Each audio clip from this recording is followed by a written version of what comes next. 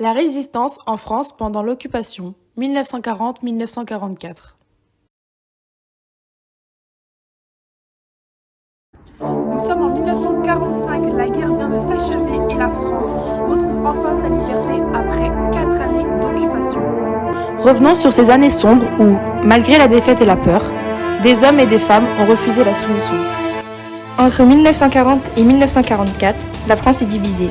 Au nord, la zone occupée par les troupes allemandes. Au sud, la zone dite libre, administrée par le régime de Vichy, dirigé par le maréchal Pétain, qui collabore avec l'Allemagne nazie.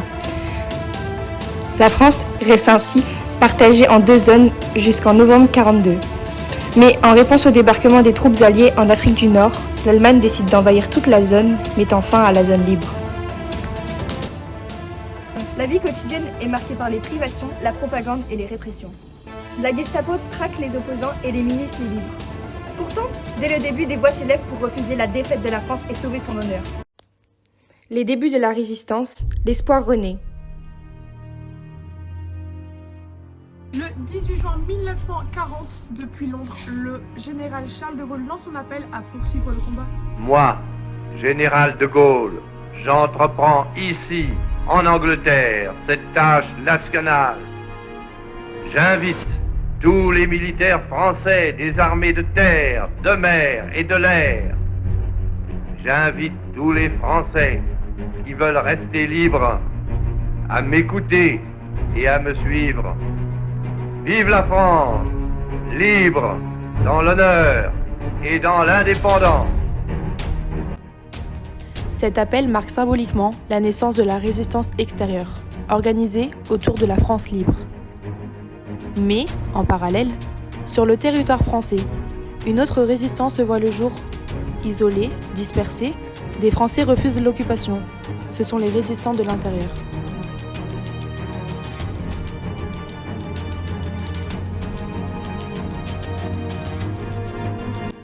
La résistance est conçue à Londres, mais elle est née au Tchad, illustre cette double origine.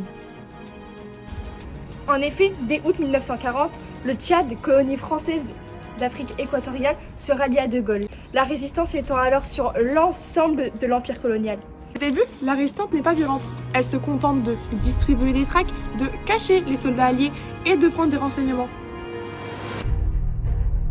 Mais, à partir de 1941, après l'invasion de l'Union soviétique par l'Allemagne, les communistes entrent à leur tour dans la lutte. C'est alors que débute la résistance armée et violente, avec les premiers attentats contre les forces allemandes. Les motivations des résistants sont multiples. Patriotisme, défense de la liberté, refus de la collaboration ou encore idéaux républicains et humanistes. Les formes d'action de la résistance. Au fil des années, la résistance s'organise et se diversifie. On distingue différentes formes d'action, souvent complémentaires.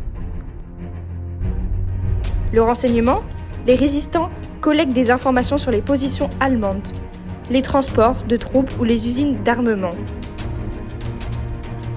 Ces renseignements sont transmis à Londres via des réseaux comme Alliance, Confrérie Nord-Dame ou Libération Nord. La presse clandestine. Malgré la censure, des journaux clandestins circulent. Combat, Libération, Francs-Tireurs ou Défense de la France.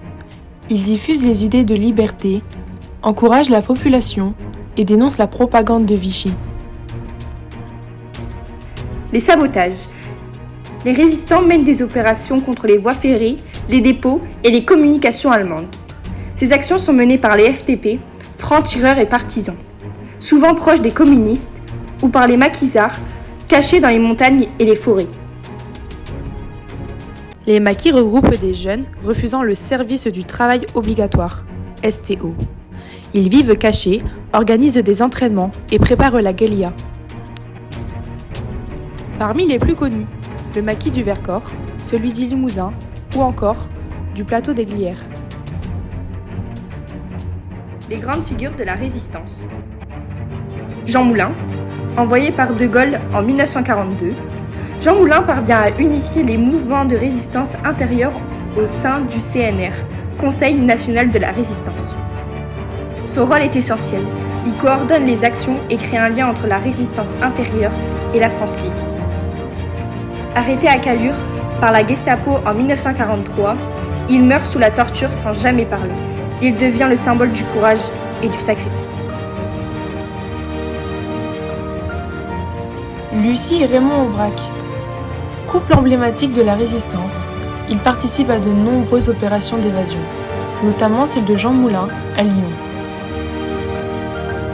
Lucie Aubrac incarne le rôle des femmes résistantes, souvent messagères, agents de liaison ou responsables d'actions clandestines.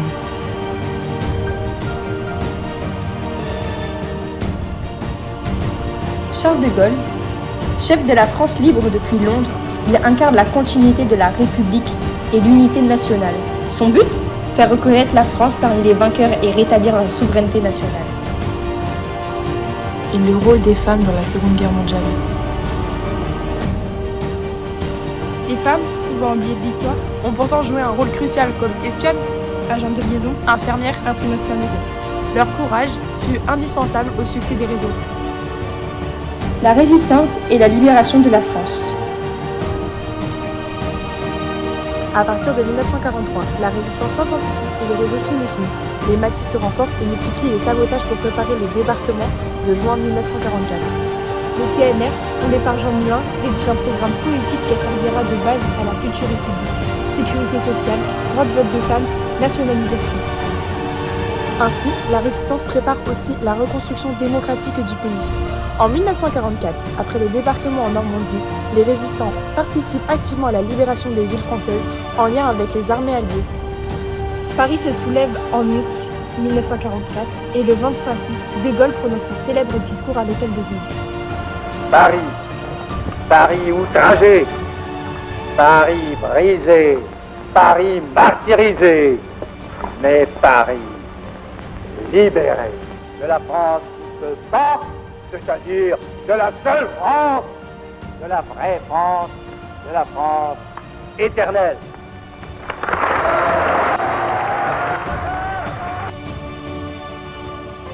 La résistance fut bien plus qu'un simple combat militaire. Elle fut une affirmation morale, politique et nationale face à l'occupation et à la barbarie nazie. Elle a permis à la France de retrouver son honneur et de reprendre sa place parmi la nation libre. L'esprit de la résistance, fondé sur le courage, la solidarité et la liberté, continue d'inspirer les générations d'aujourd'hui.